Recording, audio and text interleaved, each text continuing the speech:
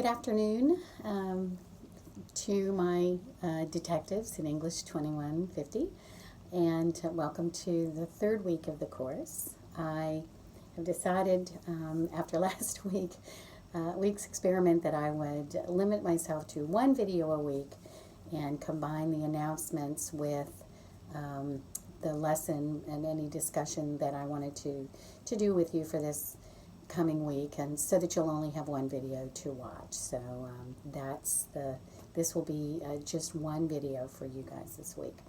I think the only announcement I think I've had a few questions from you all about the discussion board and posts, and those are discussion board posts, and quizzes. Those should be completed by Sunday. You have all the way until Sunday to get those done.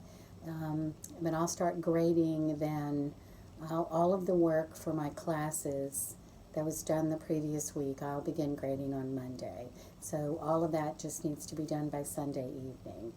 I think I might have had a question from somebody about the content for the discussion board post. There may be questions that are posed in the content module, but for your discussion board post, you just need to ask the questions that I pose in the topic. Another just update or announcement, I am typically in the folder for the week that's in the content area. I am typically writing a little description about what you have to do that week and a few comments perhaps about it. You won't see that unless you actually click on the down arrow beside the content browser, which is over in the content area on the left side of your course. Click on the down arrow beside content browser, and you'll see go to content, and go there and go to the folder for that week, and you'll see the text that I have put in the folder, as well then as the any links or any materials I put in the folder as well.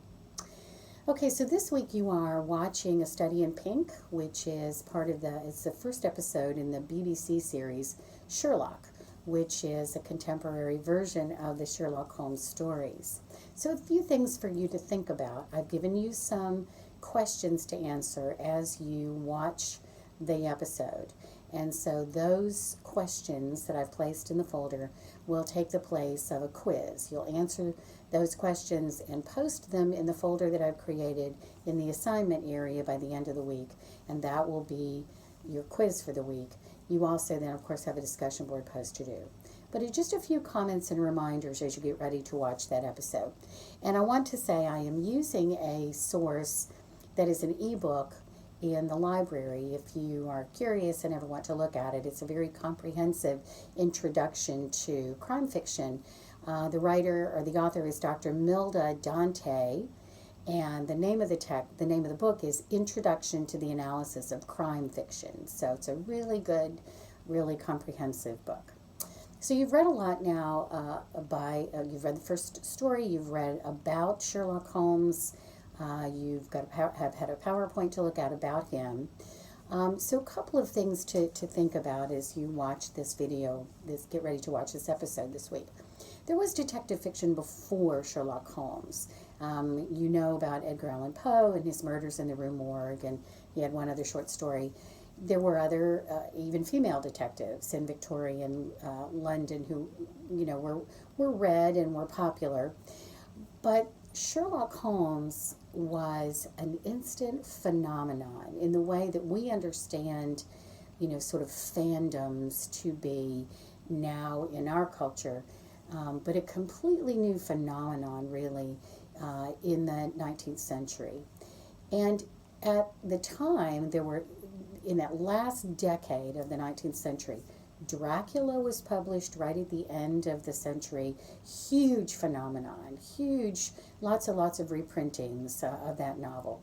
Sherlock Holmes was an enormous phenomenon, incredibly popular. And there was another novel that most people haven't heard of called Trilby, which also was a great phenomenon and sparked lots of trends, fashion trends, music trends, plays, and other adaptations. So three really, really important phenomena. Holmes was introduced in 1887, and Conan Doyle no one could have predicted the popularity of this character. As you read, the stories were published in Strand magazine. People were lined up outside the offices waiting for the new issue. Conan Doyle became, as one writer said, as well known as Queen Victoria, enormously popular. By 1893, Conan Doyle was really tired of writing the Sherlock Holmes stories. He was sick of them, he was bored by him, and he killed him off. He had no idea what he was going to face. It is said that 20,000 people dropped their subscription to Strand magazine as a result. Men wore black armbands to protest the death of Sherlock Holmes. He heard about it. He got nasty letters. There were letters to the editor in newspapers. It was a huge cultural phenomenon. It's really the first, kind of example we have of that sort of fan following, if you will. And people continued to pester him to the point that by 1901, he was again writing Sherlock Holmes stories and setting them before the death of Sherlock Holmes at Reichenbach Falls. The Hound of the Baskervilles, for example. By 1903, he brought him back. He resurrected him and said, oh yeah, actually, Holmes faked his own death. It was only Moriarty that died at Reichenbach Falls, and so on. And then he went on for another 20 years almost. And so it was an incredible kind of following that no one could have predicted. And that following continues today. There are Sherlock Holmes societies. There are Sherlock Holmes journals.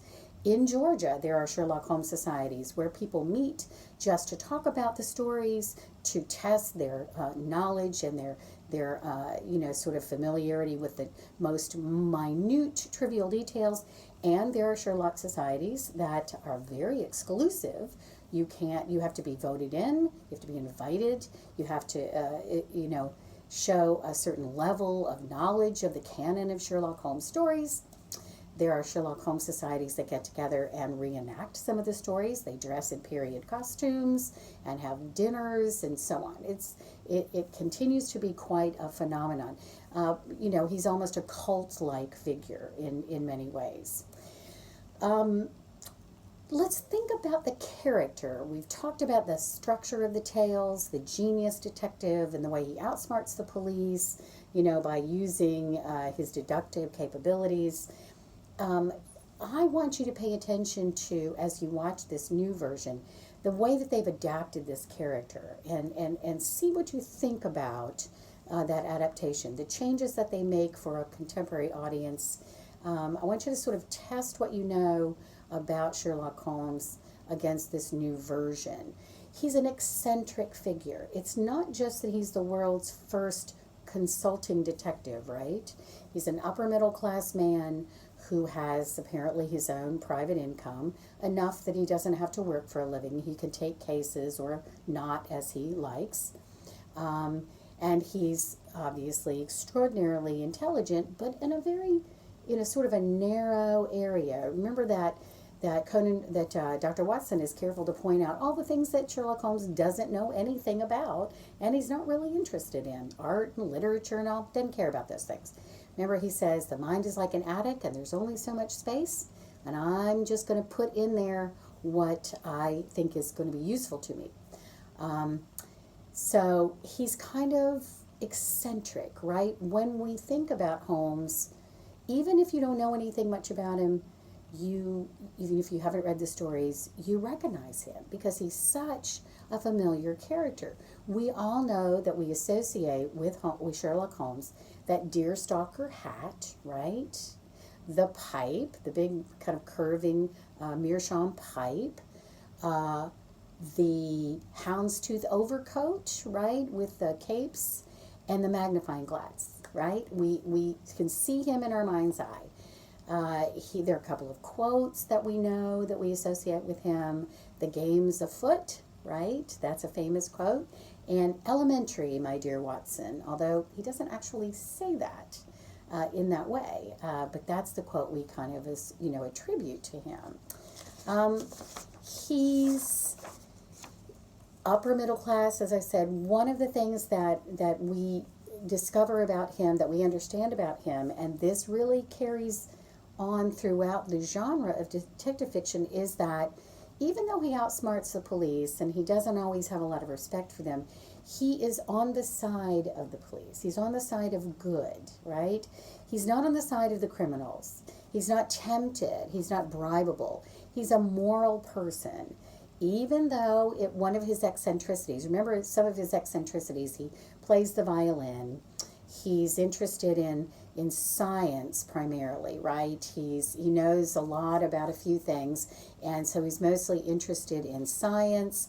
He's a kind of a scientist, or, he has a home lab. He writes up some of his experiments. He plays the violin. We know that he's subject to sort of depression. He's a kind of a melancholy, depressive person. He's given to fits of boredom, and so it's sometimes when he's too bored or when he's depressed, he's also known to take opium. Even in spite of that, though, he is not on the side of criminals. He, like the police, wants to solve crimes, wants to put away criminals, wants to see them brought to justice, and he's a moral man, right? In the Sherlock Holmes stories, criminals are morally corrupt. They are bad people. They are kind of unattractive, corrupt people. Not in any way attractive. He's never tempted to side with the criminals. So we know that about him. We also know that he's physically active. It emerges in later stories that he's a very physically active person. He can fight. He's very athletic. At some point, he becomes someone who uses disguise. Sherlock Holmes becomes famous for his clever disguises, and so there's an actor quality to him as well. So he's a very interesting character, and he becomes this kind of Superman. Excuse me, he's a kind of almost an early superhero, right? Sherlock Holmes always figures it out. He always gets it right. When the police can't figure it out, he can always figure it out. So he's this kind of early Victorian superhero figure. And so we see later in crime fiction and eventually fantasy fiction, we're going to see these kind of idiosyncratic, very eccentric characters who have their own kind of eccentric interests and who always figure it out. And they're modeled on Sherlock Holmes. And he continues to be this fascinating character that people keep writing about and keep making up stories about and keep kind of reinventing, although they keep going back to the original. Just go to a bookstore or go to Amazon and Google and just put in Sherlock Holmes and see how many books, since most of the stories have made it into the public domain. Anything written before 1923 now is in the public domain. Then all of those stories and the character are up for grabs. And so lots and lots of people continue to write about him. So watch the video, answer the questions, get in touch if you need me.